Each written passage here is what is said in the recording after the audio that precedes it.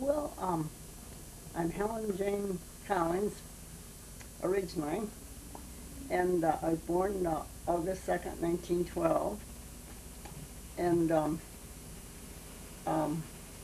my father was Claude W. Collins, and my mother was Mabel Adelaide Allen. Um, and I was the second child in the family. My older brother was, or my only brother was Alan Collins, Alan C. Collins. And then I had a sister, Ruth Adelaide Collins, and a sister, Katie Irene Collins, and she was born on Christmas Day of 1921. Oh yeah, and I was born in Hamlin Township of Eaton County, and that would be East Hamlin Township of Eaton County. Did I say when I was born? Mm-hmm. Yeah. Now what? What, And of course, I always went to country school. Oh yes, and the Collinses had bought that place. My father's mother and father had bought that place in 1890. And then eventually, my dad bought the farm from them. And then he remodeled it quite a bit. uh-huh.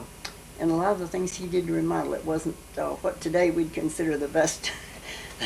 But at that time, that's what looked best, you know. Oh yes, then my father had been married, and his first wife died of TB. And, but she died on that farm. And then after that, right soon after that, Howard Collins come there with his wife and two children.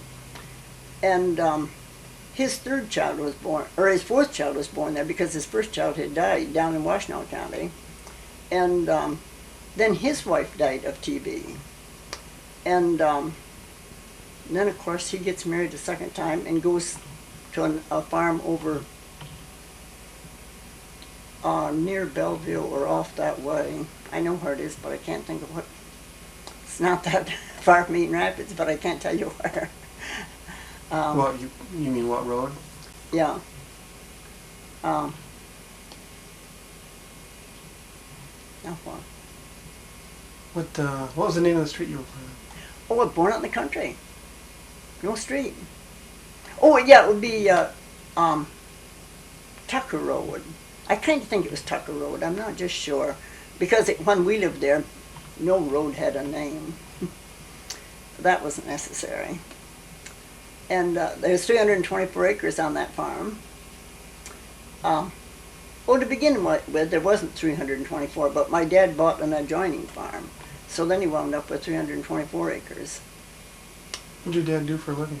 Farmer. Yeah, and then he had a thrash machine. And so during the summer season when the crops were being harvested, well, he took his thrash machine and went to different areas of the community and thrashed their wheat or whatever. He had a clover hauler too, and that was something that you don't see today, or you don't hear much about a clover hauler, because one thing, they aren't raising clover like they did then. And I think maybe the reason they raised it then mostly was for seed. But right now, clover is about $60 a bushel, and wheat is more like $3 or $4 a bushel. So,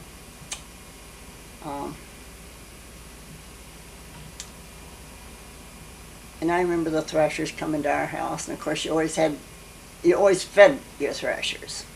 So the housewife had a big job of getting a big meal for 12 or 14 people, depending how many people had come there to thrash that day. But And then your dad would pay these people? a lot of this, I think, was exchange work. I think if one neighbor man had, he might come because another neighbor man had helped him the day he thrashed. So I think a lot of this was people was helping each other. So I remember as a kid, you know, having all these men. I remember one day my mother told my dad to comb my hair while, getting ready to eat. and he took me right over my chin, and it hurt. But anyhow, and then he combed. Now what?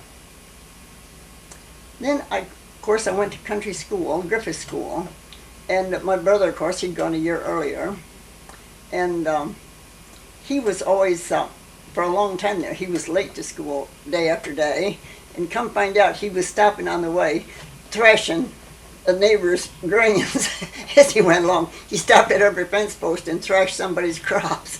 And I mean, this is his way of having the thrash to show that he was thrashing the thrashing machine. And well, then eventually, of course, I guess the teacher and my folks got together and they found out what the problem was. So they told him he'd have to stop thrashing at every fence post on the way to school. And then I remember of going to school, and of course we had a mile to walk to school.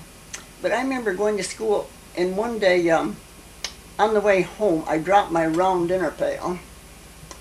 But there was so much snow, and the dinner pail got out of my hand, and it rolled right out across the snow. And then to go out and get my dinner pail, there's a ditch underneath all that snow, and I practically sunk out of sight. Thought I never was going to get back on the road, because the road, of course, was higher. If you get there, well, then you could walk through the deep snow easier. But then lots of times in the wintertime, we didn't get our mail for a week at a time. But they'd leave our mail at the neighbor's house, and us kids would stop and bring it home when we come home from school.